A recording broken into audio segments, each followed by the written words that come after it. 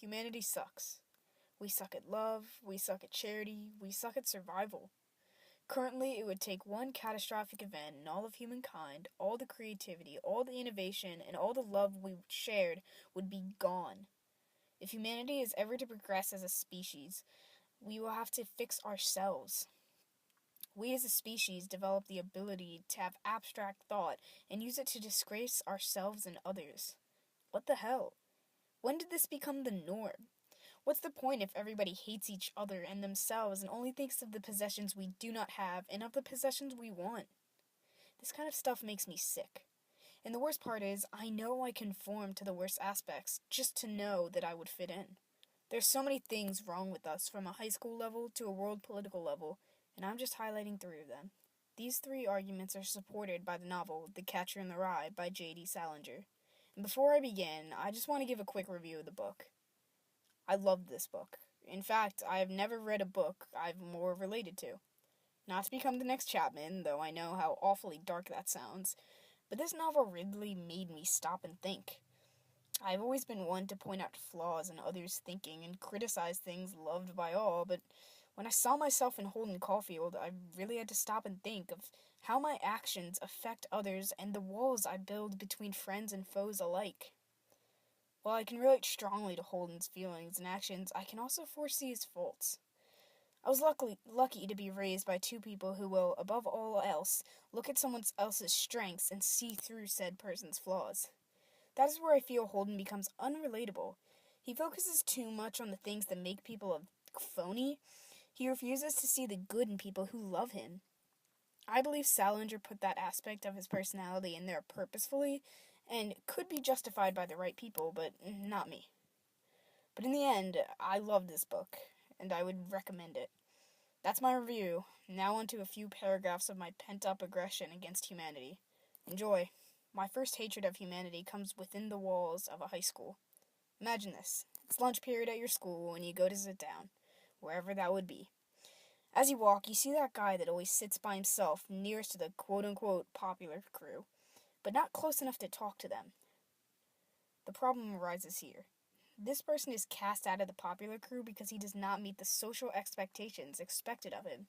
Because of this kid is cast to the edge of the high school hierarchy and forced to be classified as the nerd. In reality, this kid could end up becoming the surgeon that saves a person in the popular group's life, or the person who supplies the cleanest energy or built their car's model or designed their house. This person has the brightest future, and yet he'll sit alone and do nothing. In The Catcher in the Rye by J.D. Salinger, Salinger adds a character who is known as the geek in the story. This character is Robert Ackley, or better known as Ackley. Ackley is the pimple-popping, no personal space-having outcast among outcasts. Ackley is described poorly by Holden as always looking mossy and awful and being a nasty guy. And in later chapters, as Holden reveals his hatred towards Pensy, Holden tells of a secret fraternity that would not let Ackley in for being boring and pimply. People today are still being treated like Ackleys, and I hate it. Seriously. These people are our future. They're the smartest in the school, and they are left to be made fun of and have to sit alone. Why? Because society and humanity is terrible. We develop the idea of having people who are better than us only to want to be like that. And sometimes, of course, somebody wants to sit alone. I can understand that. But when people change themselves in ways that only make their self-image worse, that's where a true problem forms. The worst part is, every high school in America does this. No matter who is there or where you live, there is a hierarchy that cannot be broken. Not through anti-bullying campaigns or through forced seating arrangements. This has been rooted into our society and sucks all the nutrient-rich self-worth out of the smartest high school students. The fact of the matter is, this hierarchical system exists and it is not going away. But if you look past your self-insecurities for once, you might be able to cut off a few stems before they can grow anymore. Ask someone to sit with you. Have a conversation that you do not immediately joke about. Treat the person who could possibly cure cancer with some gosh darn respect. My second hatred of humanity comes from the issue of mental health. Mental health is an issue that is treated with both an iron fist and an ivory glove. Our society is so quick to point out the flaws in someone's thinking before taking a moment, just one moment, to imagine how they must feel. People have become so apt to the idea that mental health is real, it has become an aesthetic. To the point that in the average American public school, I could walk in the halls, say, I hate life, I want to die, and get one of two answers. Same, dude. Or me. These modern day idioms have made mental health culture seem worthless.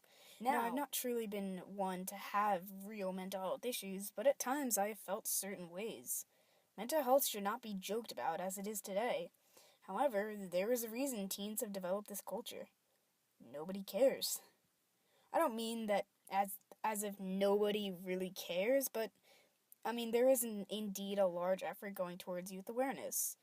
But I mean that nobody takes time to think about the individual.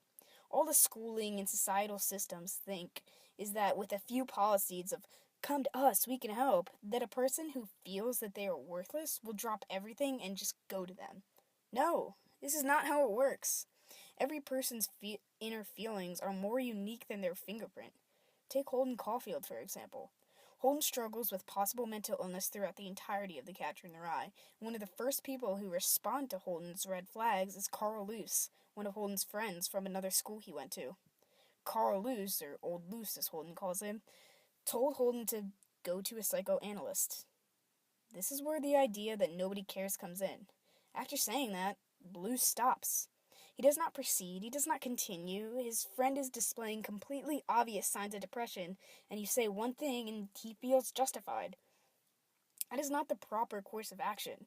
If somebody is displaying red flags, you should intervene, either by calling the suicide hotline number, 1-800-273-8255, or talking to their friends and family.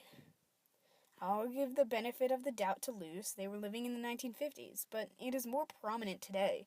We should all know how to deal with this situation. More and more teens are displaying this language, hoping someone will take notice, but nobody does. This is a problem in our society that needs to be fixed. Once again, a simple message or a poster will not help everyone. We must dig deeper. We must connect. If not, humanity is on a crash course for war, not with each other, but with ourselves. This last one is a little more personal. The last two arguments have really been what I see and what I hate. But now, this is what I experience. The idea of enjoyment is such a wild concept, because just a few centuries ago, the human race had to survive. We woke up wondering if we would have a good hunt, or if we would live to the next week. Now, we have such a surplus of survival tools that we decided we should do things that make us happy. This was a good concept until society took hold of it. It began with things becoming popular. One thing a lot of people would like would be talked about by those people. Then came divisiveness. Soon, if you did not like that specific thing, you were outed, treated less, considered tasteless. And it still occurs today. Here's an example. I love music. The feeling of memorizing a song and being able to enjoy it. Then people come who say that certain songs are old and not hip. And not to name names, but my sister is an ass. I went through the first year of high school being berated by her, constantly telling me the music I enjoyed was too old. She would always give me newer songs, and if I did not know the songs, she would tell me I'm not hip. Of course, she was my older sister, and she thought she was helping me. As she did this, it made me realize how important knowing the most recent form of enjoyment is. Seriously. How many times have you forced yourself to enjoy something because everybody else enjoyed it? I think that is the dumbest thing. We're supposed to enjoy things we enjoy. And yes, it is good to broaden your horizons, but never change because everyone else likes it. You can have your own opinions. This is where Holden becomes my friend and my enemy. He hates that everyone likes things based on another, but he also criticizes them. Saying that Sally, a girl he was on a date with, would like shows that are supposed to be very sophisticated. Holden understands and points out the flaw, but he criticizes her for it. People can enjoy what they want. Holden enjoys childlike things while Sally enjoys adult-like things. Holden's negativity is a display that he understands that people will enjoy things that they are supposed to enjoy, but he will not let them enjoy it. This aspect of society really makes my blood boil. It's just one of those things that are so stupid when pointed out, yet everyone does it. I do things to fit in, so does everyone. But we should not. We should do what we enjoy. Those are the things that really bother me about humanity. If humanity is ever to progress as a species, we will have to fix ourselves. To do that, we must become educated. We as a species can change, and we as a species can progress. We as a species can reshape the way we view ourselves and others. It just takes time.